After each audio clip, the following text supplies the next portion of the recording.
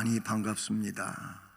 24년도 새해 첫 주일 귀한 예배에 여러분이 함께 한 것을 기쁘게 생각하고 우리 주님의 은혜가 우리 심령 속에 또 여러분 가정과 일터의 앞날에 언제나 함께 하시기를 우리 주님 이름으로 축복합니다.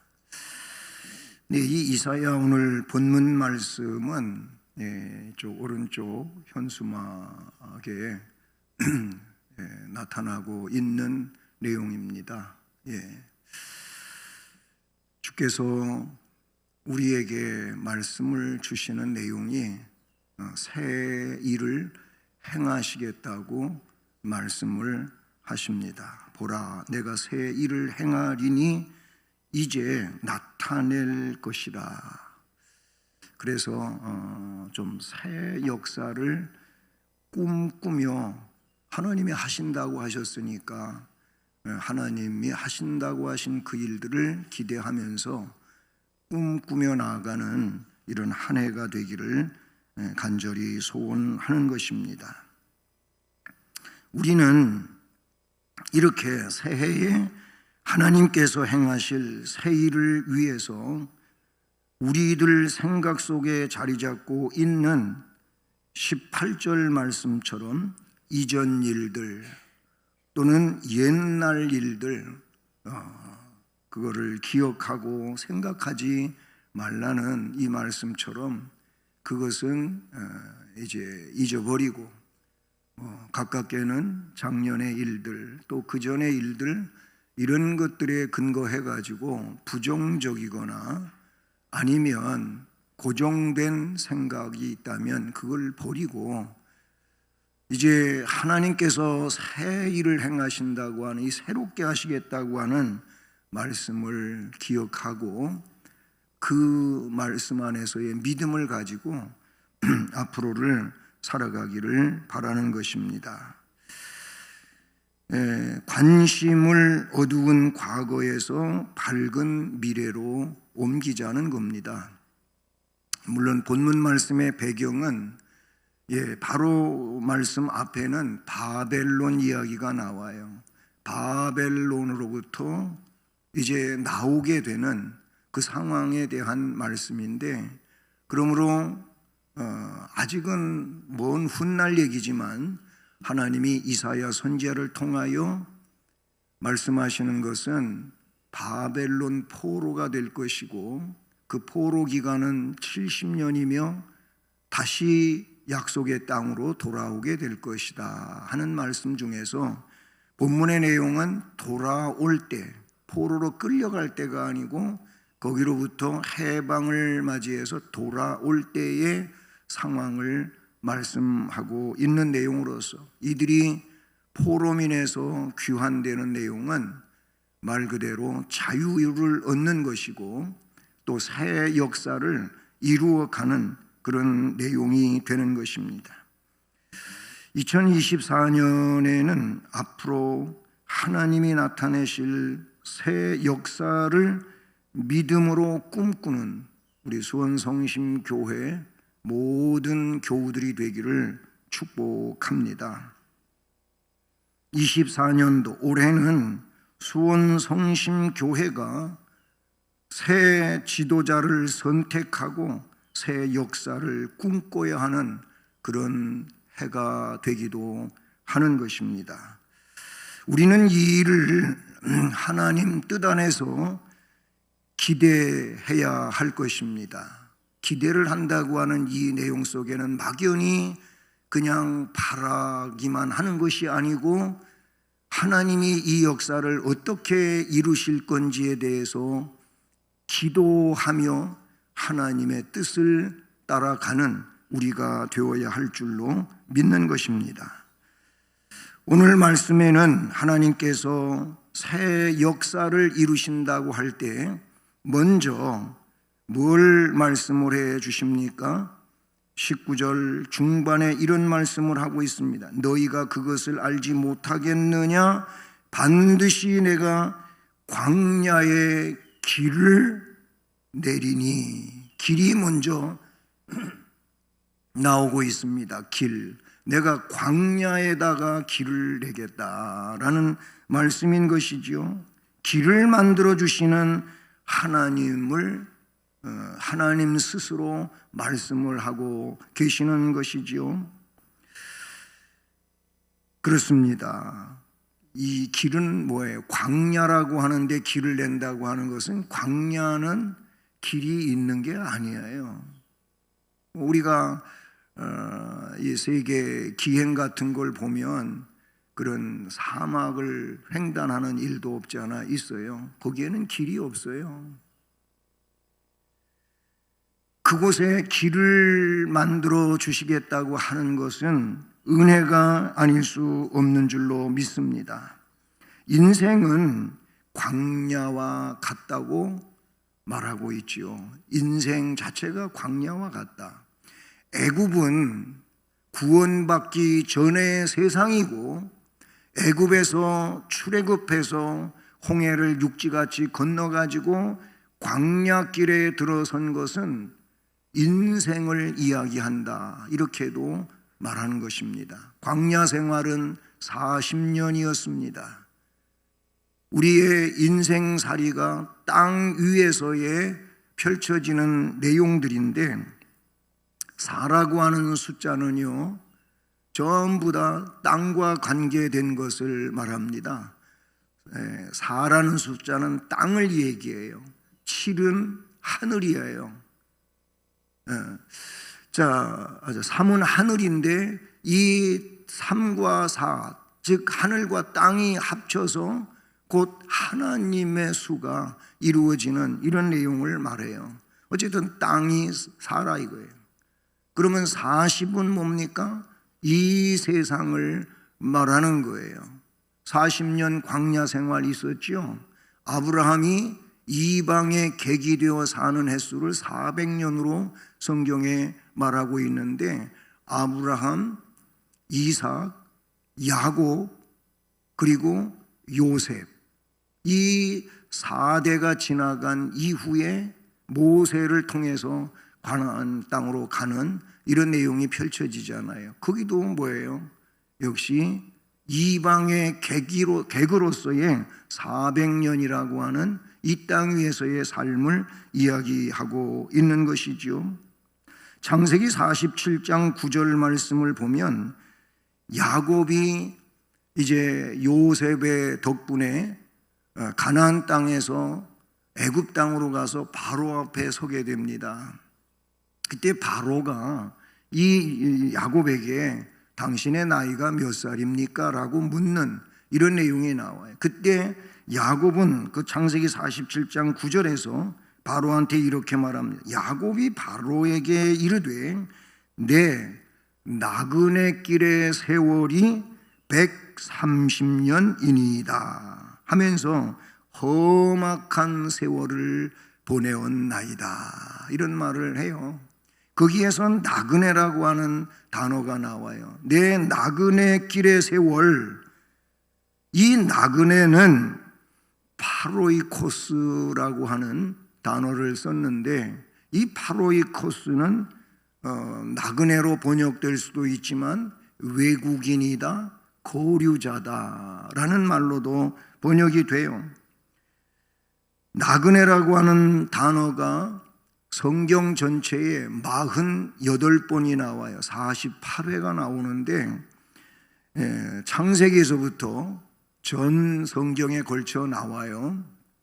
그런데 베드로 전서 짧은 성경 가운데에도 3번이나 그게 나와요. 베드로 사도를 통해서 베드로전서 1장 1절에도 나오고 1장 17절에도 나오고 2장 11절에도 나오는데 2장 11절의 내용을 보면 이렇습니다. 사랑하는 자여, 거루민과 나그네 같은 너희를 권하노니 영혼을 거슬러 싸우는 육체의 정욕을 제어하라, 그런 말을 하고 있어요. 나그네 같은 너희, 거류민과도 같고 나그네 같은 너희를 권하는데 영혼을 거스르는, 영혼은 뭐예요? 영생에 나아가는 게 영혼이에요. 그런데 이 육체의 정욕은 이 영혼과 대치 상태를 이루어 가지고 영혼의 일들을 육체가 자꾸 못하게 한단 말이지요. 그 성경에서 말씀해 주고 있는데, 그것과 싸워라, 그걸 제어할 수 있는 이런 은혜의 사람이 되라고 말씀하고 있는 것을 볼 수가 있지요. 말 그대로 광야는 이 세상을 말한다. 조금만 제가 이 찬송을 불러보겠습니다마는, 제가 부르고자 하는 여기에도 광야라고 하는 말이 나와요. 죽음의 땅 애굽 나와 가나안 향하였네. 홍해 건너 그 광야길 멀고 먼 길. 클라이맥스는 뒤에가 있는데 지금 그 찬송 부르는 시간이 아니니까, 거기도 보면은 죽음의 땅 애굽 나와, 우리는 죄악 세상에서 구원받은 자예요. 아멘. 애굽은 죄악 세상이에요. 멸망할 세상이에요. 거기에서 하나님의 은혜로 우리는 구원을 받았어요. 그리고 홍해를 건너 이제 가나안 땅으로 가고 있는 거예요. 가나안 땅은 천국의 모형을 말하는데, 이 가나안에 가기 위해서는 뭐예요? 광야길을 갈아야 돼요. 홍해 건너 그 광야길, 멀고 먼 길, 배고플 때 만나 주시고 목마를 때 생수 주시고, 그 노래에는 그와 같이 가사가 엮어져 가고 있습니다. 여러분, 광야는 세상을 상징한다는 걸 지금 설명을 했어요. 광야에서 안식을 얻으려고 하는 사람은 없습니다. 근데 많은 사람들이 착각을 하고 있어요. 이 광야에서 뭔가 안식이 있는 것처럼 생각하고 그렇게 살아가는데, 전도서에 보면 그렇게 생각하고 사는 사람은 허망하기 짝이 없을 것이고 헛된 일이 아닐 수가 없다고 하는 걸 말해요. 영화롭게 일생을 살아본 솔로몬은 인생 끝자락에 가서 창조주를 기억하지 않는 인생은 헛되고 헛되며 헛되고 헛되니 해 아래서 수고하는 모든 것이 헛되도다, 이렇게 말했어요. 광야에서 영원히 살려고 하는 사람은 착각하고 있는 사람이다. 보세요, 우리 주변에 어른으로서 그렇게 계시다가 어느 순간에 떠나버리는 이런 분들을 우리가 봅니다.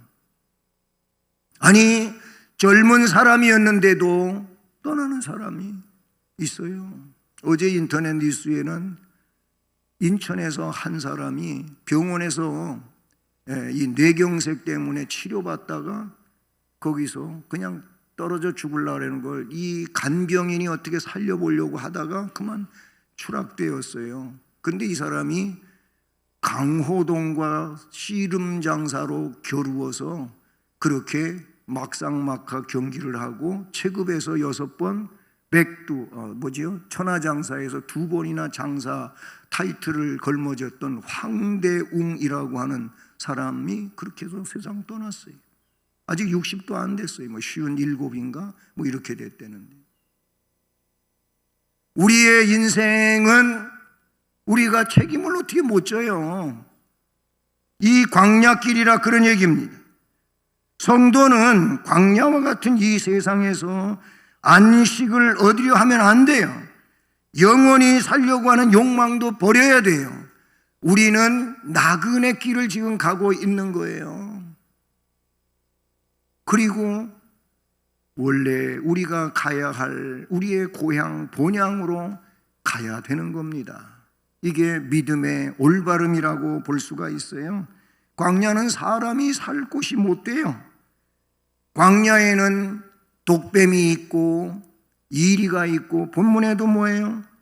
그 짐승들이 나와 있어요. 승냥이, 타조 이런 짐승들이 본문에도 나오는데, 이런 이리들이 우글거리고 하는 곳이 광야예요. 사람 사는 곳이 아니라는 것이지요. 양육강식이 일어나는 잔인한 짐승들의 세계가 광야인데 세상 둘러보세요. 아주 오래전에 우리 어렸을 때 서울 가면 너 정신 바짝 차리고 다녀. 너 코베 갈 수 있어. 그런 얘기가 있어요.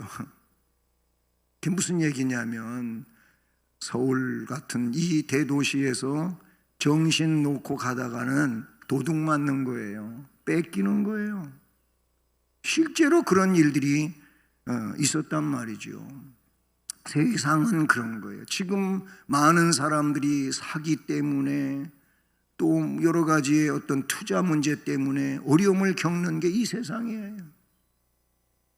양육강식이라고 하는 건 짐승의 세계만 있는 게 아니잖아요. 광야가 그런 곳입니다. 광야는 사탄의 은거지이고 광야는 돌풍이 불어오는 느닷없는 바람이 불어와가지고 모래산을 만들기도 하고, 그리고 아지랑이 속에 오아시스가 보이는, 그것도 허상으로 말입니다. 가보면 아니고 아니 또 저기에 있는 것 같고, 이게 광야입니다. 그런데 하나님께서 이런 광야의 새 길을 만들어 주시겠다고 하니 할렐루야, 할렐루야죠. 이런 광야 험한한 세상 가운데 우리가 가야 할 길을 하나님께서 열어주시고 그 길로 갈 수 있게 해주시고 이끌고 가시니 감사할 따름인 것입니다. 반드시 내가 광야의 길을 내겠다는 것입니다. 황량한 곳에 길을 뚫어주시니, 사실 길이 있어야 갈 수 있는 것이고 길이 있어야 뭔가 할 수 있는 거 아니겠습니까? 하나님의 새 역사는 하나님이 만들어주신 길로 말미암아 이루어지게 되는 줄로 믿습니다. 그래서 주님이 요한복음 14장 6절에서 말씀하셨어요. 내가 곧 길이요, 내가 진리다, 내가 생명이다. 그래서 나로 말미암지 않고 나를 통하지 않고는 하나님 아버지께로 갈 자는 없다. 하나님께로 나아갈 수 있는 길은 예수 그리스도가 닦아놓으신 은혜의 길인 줄로 믿습니다. 이사야 40장 3절, 여기 보면은 그 길을 여호와의 길이라고도 했고 하나님의 대로 큰 길이라고도 이렇게 말씀해 주고 있는 것이지요. 주께서 이 땅 위에서 구속사업을 완성하시고 죽음에서 부활하시고 부활을 증명하시다가 40일 만에 승천하시면서 그 승천 직전 상황에서 하신 말씀들이 있어요. 물론 이 고난 이전에도 그런 말씀들을 3번이나 하셨는데, 다시 말하면 나는 구속을 위하여 죽을 것이고 사흘 만에 부활할 것이고 이런 말씀을 하시죠. 그런데 승천 직전에 하신 말씀들은 어떤 겁니까? 성령이 오신다는 거예요. 할렐루야. 내가 구속사업을 위하여 성부로부터 보냄을 받았던 것처럼 아버지와 나는 성령 하나님을 너희들에게 오셔서 일하게 하실 거다, 이런 말씀을 하셔요. 성령이 오시면 너들은 권능의 사람이 된다. 그 권능 가지고 복음을 땅끝까지 전파해라 라고 하시지 않습니까? 그렇습니다. 성령은 하나님의 역사를 이루는, 또는 믿음으로 새 길을 가게 하는 그런 역사를 이루시는 줄로 믿습니다. 아멘. 그렇습니다. 이것은 주께서 길을 열어주심으로 이루어지는 일이에요. 그 다음에 두 번째는 광야에 길만 있으면 다 되는 겁니까? 아니잖아요. 광야에는 물이 있어야 되는, 물이 없잖아요.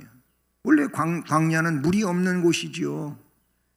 근데 이 말씀 19절 마지막에 뭐라 해? 내가 반드시 내가 광야에 길을 낼 것이고 사막에 강을 내리니.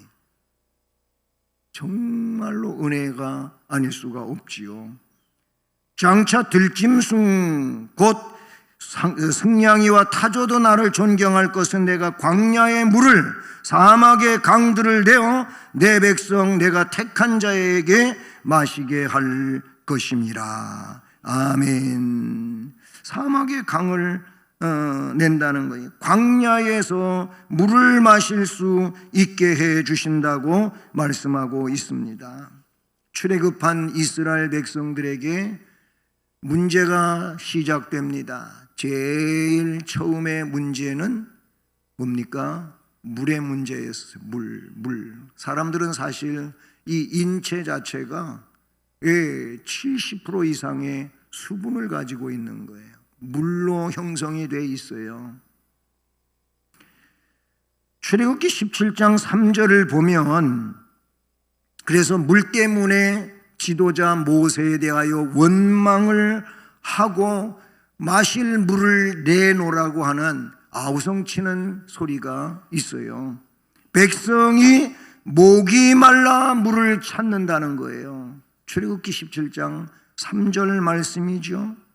민수기 20장 3절도 물이 없으므로 백성이 모세와 다퉜다고 하는 말이 나와요. 이만큼 물은 없어서는 안 될 귀한 것이지요. 예, 여러분도 아침에 물 마셨잖아요. 예, 저도 간간히 물을 마셔요. 설교 중에 물 마시는 거 이게 처음인 것 같네요. 물을 이렇게 마신다는 말이에요. 왜냐하면 말을 많이 하면은 좀 목이 좀 에너지가 필요하거든요. 물이 필요하거든. 물은 굉장히 중요한 거잖아요. 물은 생명의 근원이라고 성경은 말하고 있어요.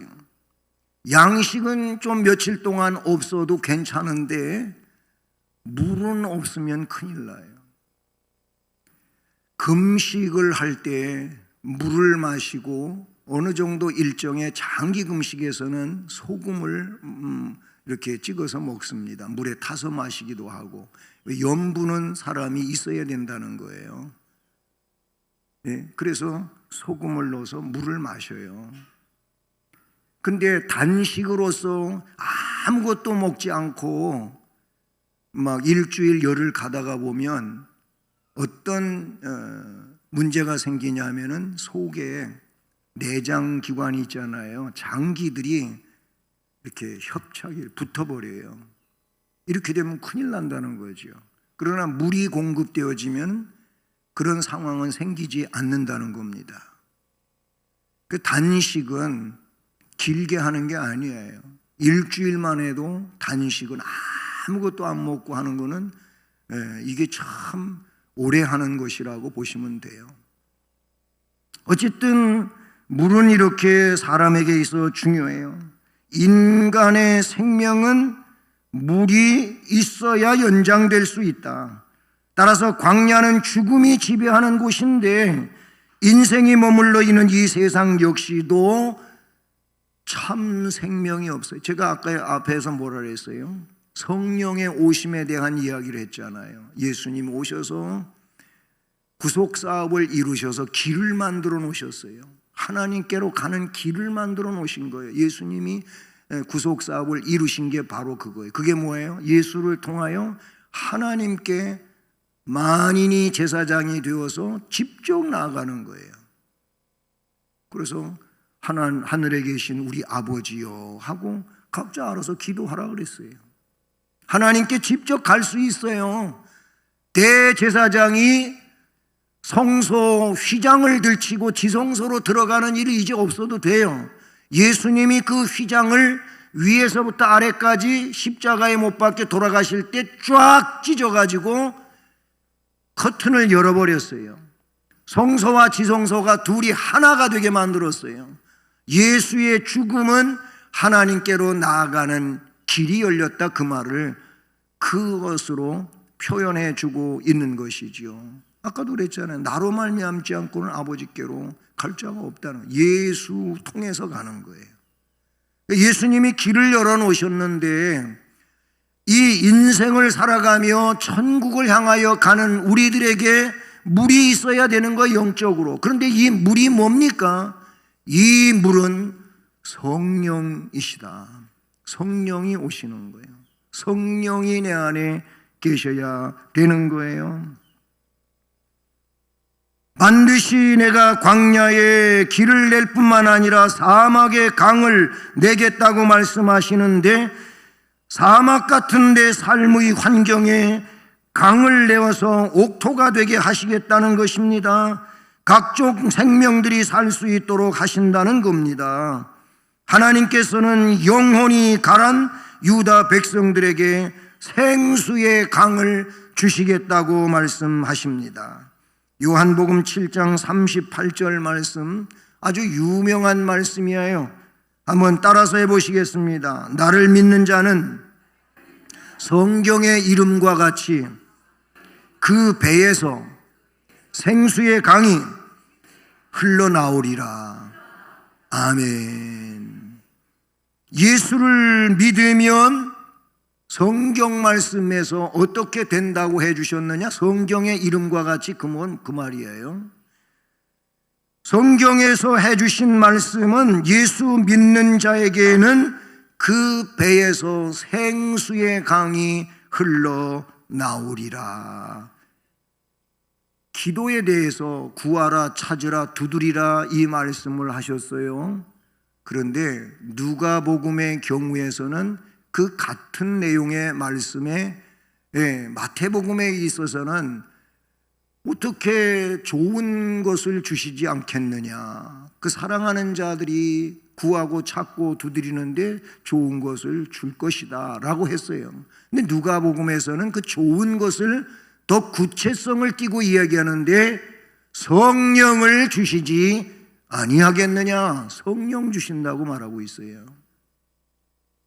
여러분, 우리의 영적 생명의 근원, 생수의 근원은 성령이십니다. 성령이 내 안에 오셔야 돼요. 성령은 영적 샘물의 근원과도 같은 내용이 되는 것이지요. 오순절날 이후로 생수의 강이 하나님의 보좌로부터 흘러서 그리스도의 교회를 충만하게 적셔가는 줄로 믿습니다. 이렇게 사막에다가 길을 내주시는 거예요. 여러분 인생 광야와 같은 이 상황에서 길을 만들어 주신다고 하십니다. 동시에 생수의 근원이 되는, 즉 샘물을, 강을 만들어 주시겠다고 말씀을 하십니다. 언제? 2024년도에 그와 같은 은혜를 주시겠다고 하는 거예요. 그러면 이 은혜를 받았어요. 그게 그럴 수도 있고 안 그럴 수도 있겠지 뭐. 그럴까? 아닌 것 같은데. 믿지 않는 거겠지요. 믿으십시오. 믿고 길을 만들어 주셨으니, 강을 만들어 주셨으니, 그 다음에 21절에 이렇게 말하고 있어요. 이 백성은 내가 나를 위하여 지었나니 나를, 하나님을 찬송하게 하려 함이니라. 찬송하라고 지었다는 거예요. 이 길로 가는 자, 이 강물을 마시면서 살아가는 자, 그들은 찬송해야 할 것을 말씀해 주고 있는 줄로 믿습니다. 다시 말하면 생수를 마신 자는 하나님의 이름을 찬송해야 될 줄로 믿습니다. 세상의 노래가 아니에요. 한 맺힌 탄식의 노래도 아니에요. 생명의 환희에 터져 나오는 하늘의 노래인 것입니다. 구속을 찬양하는 노래인 것입니다. 그리고 내 영혼의 충만을 허락해 주신 그 은혜를 찬송하는 것입니다. 그래서 하나님을 기쁘게 해 드리는 영광의 노래를 부르라는 겁니다.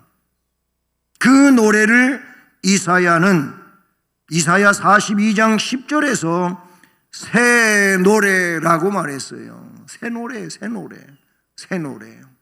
새 노래를 부르는 거예요.